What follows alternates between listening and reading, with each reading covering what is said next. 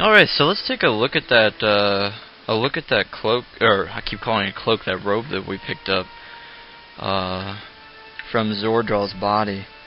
Nuts. It doesn't look like we're going to be able to identify it, but I know that's like a robe. It's probably a traveler's robe or an adventurer's robe, something like that. I would recommend the traveler's robe or the adventurer's robe over the cold resistance or fire resistance robes, things like that. Just because you get I think it's the adventurer's robe, you get a resistance to slashing weapons. So it doesn't boost your armor class overall, but you get a resistance to specific kinds of weapons.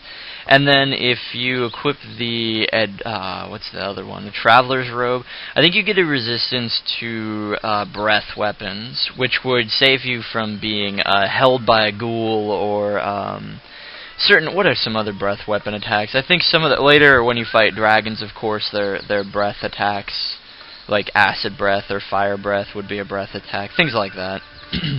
I just find that to be more useful than a specific elemental resistance, mainly because, well, a lot of times when you're fighting things, I mean, they don't even use an element, and swords typically tend to be the more popular weapon of choice in any adventuring game.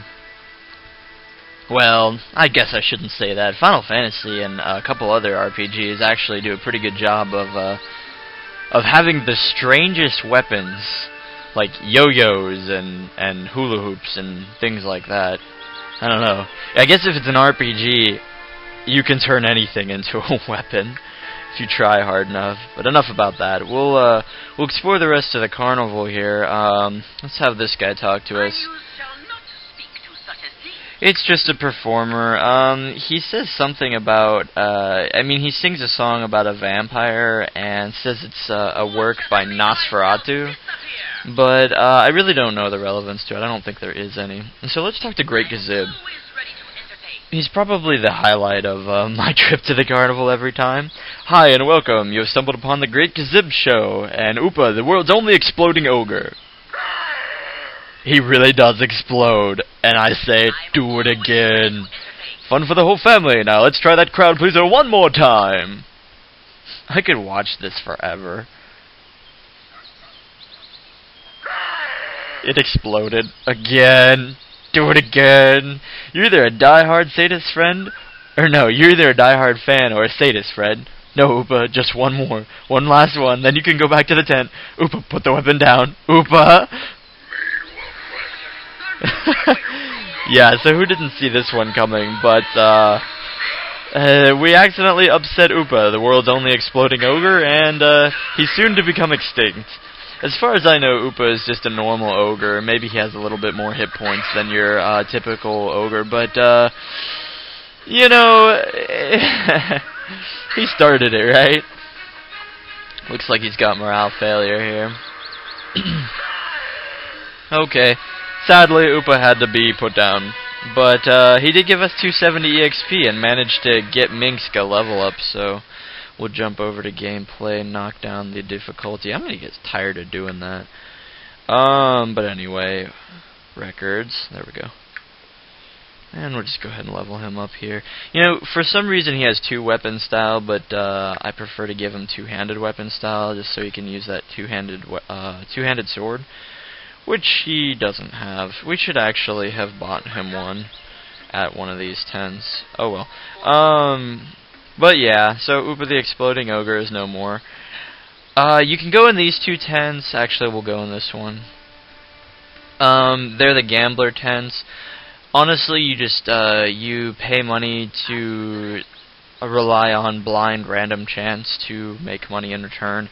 The odds are not in your favor, and come on, since when has gambling against random odds ever won anybody any money?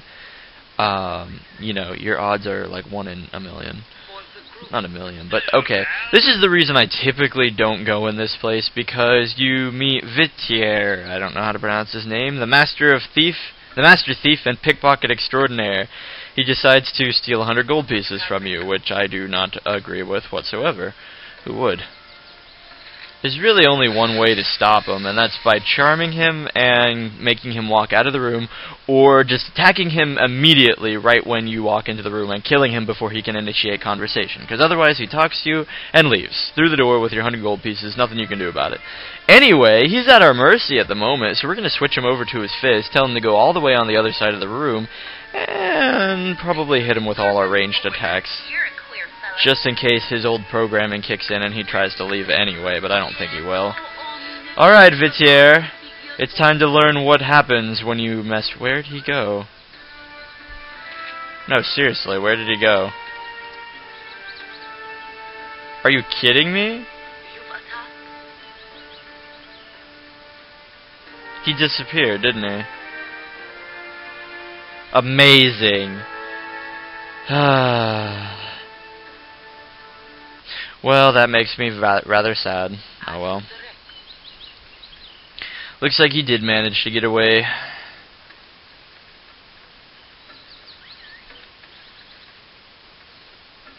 And lastly, we'll talk to a rather overgenerous merchant. It's typically a good idea to just deny his gifts. He tries to sell you some souped-up potions that don't really do what he says they do, and they're kind of a waste of money. I don't know. Well, I suppose with certain characters they would be useful. One of the potions you drink, and it raises your strength to 25, but your, like, what is it, your constitution to, like, 3.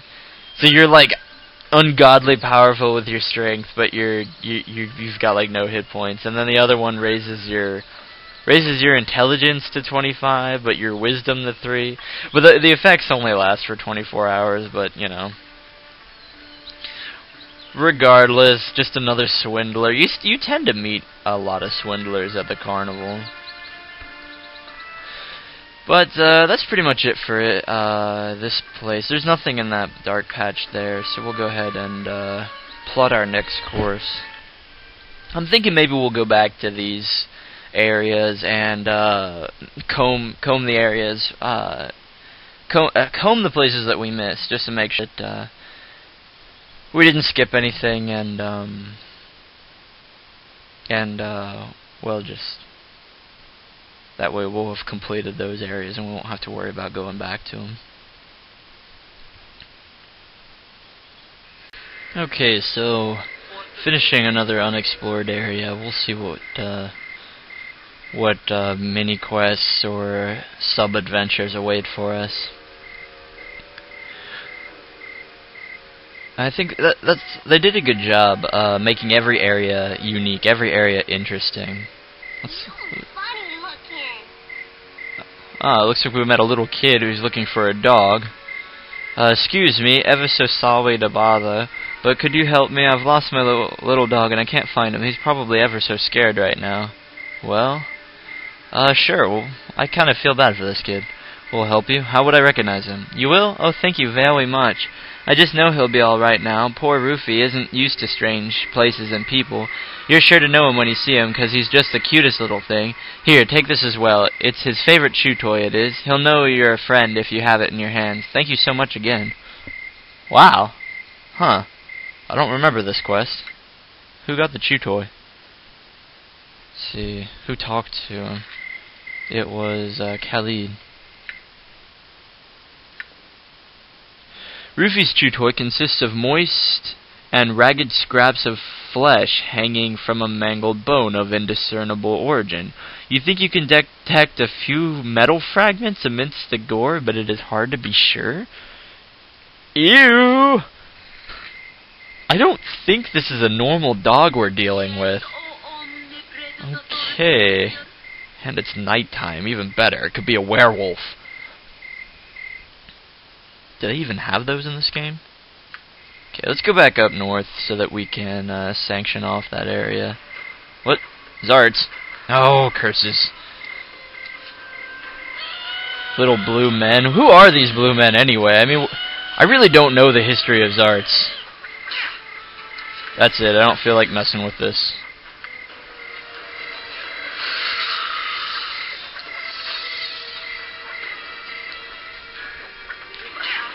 Come on, guys. They're just Zarts. Kill them already.